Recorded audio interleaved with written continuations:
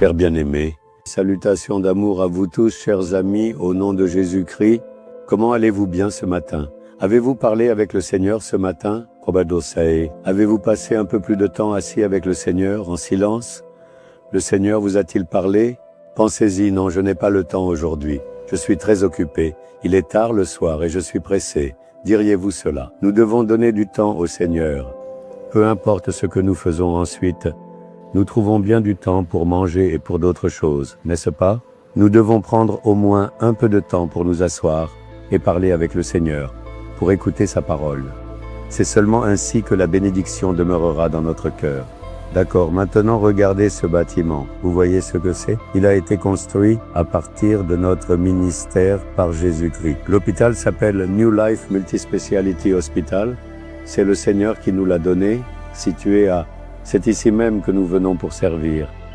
Des soins médicaux de très haute qualité sont offerts aux pauvres à des coûts très réduits et abordables. Chaque vendredi, des camps médicaux gratuits sont organisés et une aide médicale est offerte gratuitement à tous les pauvres qui peuvent venir. C'est une œuvre que le Seigneur a certainement établie. Le Seigneur bénit ici de nombreuses personnes et fait du bien. Gloire soit rendue au Seigneur. Très bien, je suis vraiment heureux de vous parler depuis cet endroit. Maintenant, la parole que le Seigneur dit est celle d'une prière. Aujourd'hui, un homme de Dieu prie pour sa maison, pour sa famille. C'est une prière mentionnée dans la Bible que je vais vous partager dans 2 Samuel chapitre 7 verset 29 de la Bible, qui a parlé « Et par ta bénédiction, la maison de ton serviteur sera bénie éternellement ». David, un homme pieux et dévoué, adresse une belle prière au Seigneur. Dieu a dit à David, « Je te construirai une maison ». Et le Seigneur a accompli cette promesse. Quand le Seigneur construit une maison, imaginez, elle doit être merveilleuse. Il l'a fait pour David. Vous n'avez pas de maison à vous? Vous pensez qu'avoir une maison à soi serait bien? Demandez au Seigneur. Il sait que c'est nécessaire. Tant que nous vivons dans ce monde, une maison est essentielle. Le Seigneur a certainement construit une maison pour David, et c'est alors qu'il a prié, « Seigneur, que la maison de ton serviteur soit bénie à jamais par ta bénédiction. » En effet, qu'est-ce que nous considérons comme une bénédiction pour notre maison? Il faut avoir beaucoup de biens, n'est-ce pas? Un ensemble de canapés, une table à manger, une télévision, une machine à laver, un réfrigérateur. Si la maison est remplie de choses matérielles, est-ce vraiment une bénédiction? Si tout cela est là, mais qu'il n'y a pas de paix, s'il n'y a pas d'unité entre les membres de la maison, s'il n'y a pas d'amour les uns pour les autres, alors à quoi bon? Donc, si une maison est une bénédiction, c'est parce qu'il y a la paix et la joie. L'amour et l'unité entre les membres de la famille, c'est cela, le vrai bonheur. Même s'il n'y a aucun bien matériel, si l'on vit avec ce que l'on a dans la joie et la paix, c'est cela la plus grande bénédiction. Dieu ne nous donnerait-il pas cela? Devons-nous le demander? Il nous le donnera. Tout ce qui est absolument nécessaire pour votre maison, le Seigneur est certainement celui qui le donne et nous bénit avec.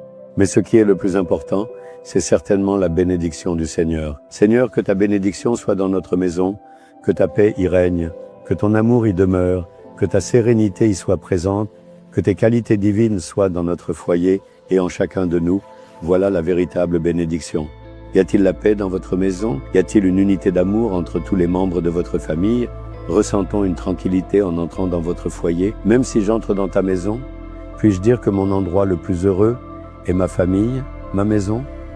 Peu de gens peuvent dire ça. Ils cherchent toujours à quitter la maison et ils partent aussi tard que possible pour éviter d'y revenir trop tôt.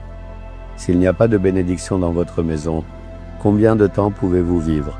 Le Seigneur dit, « Je bénirai ta maison.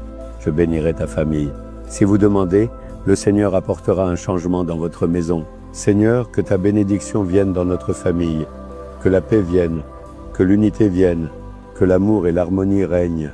Cette joie doit habiter dans notre maison.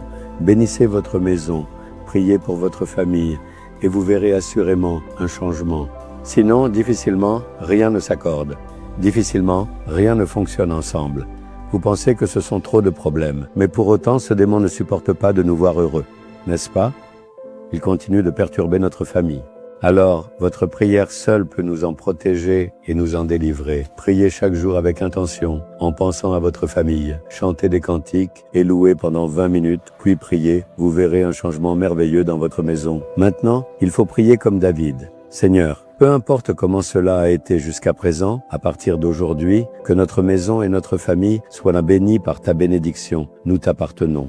Notre maison t'appartient entièrement, bénis-la Seigneur. Est-ce que vous priez ainsi? Prions avec conviction. Seigneur, que notre maison et notre famille soient bénies par ta bénédiction.